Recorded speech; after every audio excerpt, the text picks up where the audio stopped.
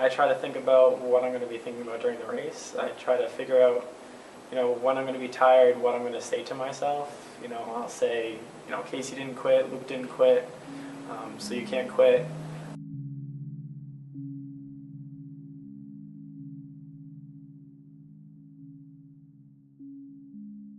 My name is Michael Rose, and I'm a part of the Miles for Miracles team for the Boston Children's Hospital, and I'll be running the 2013 Boston Marathon for them.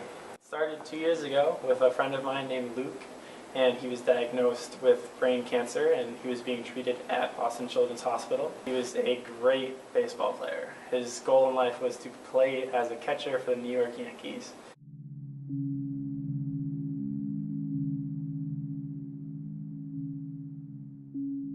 I started a charitable foundation for him to pay off his medical bills, in which I biked across America. It was 46 days, so I had 46 days of thinking.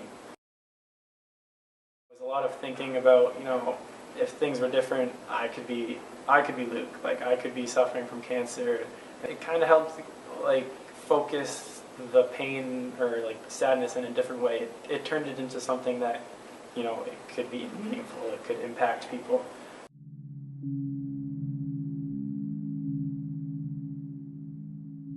He was the man's of all men, so he was funny, he was athletic, everything, and to see him go down and kind of almost fade away like he did is definitely aggravating and frustrating, knowing that this kid had it all.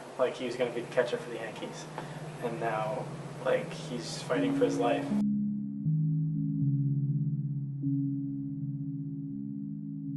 During that bike trip, I was contacted by another family of a little girl named Casey who had the same type of brain cancer as Luke, and she was also being treated at Boston Children's Hospital.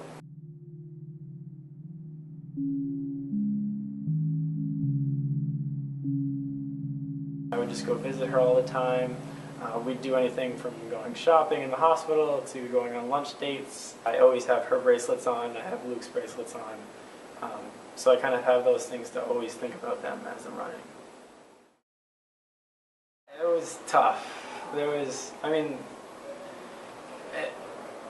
the end with Luke especially, I would go daily or multiple times a day, and we had all known the news. The doctors at one point had given him a week.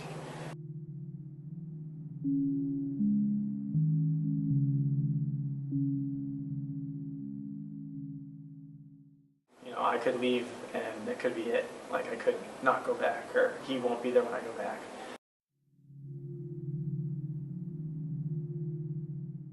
I was on the way back to the hospital when I got the call.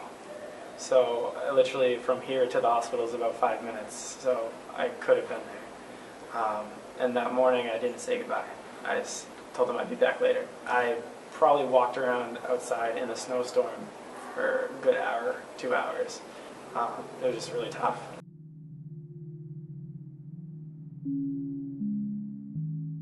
It made me angry that it ended so fast. We all wanted him to pull through. We all thought he was going to. His fight turned into my fight.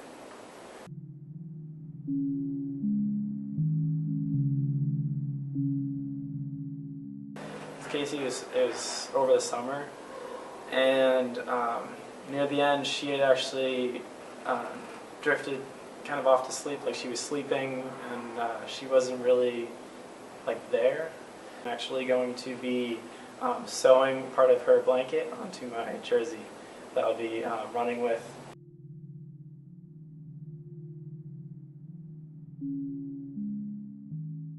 A typical day for me starts at usually 5 a.m.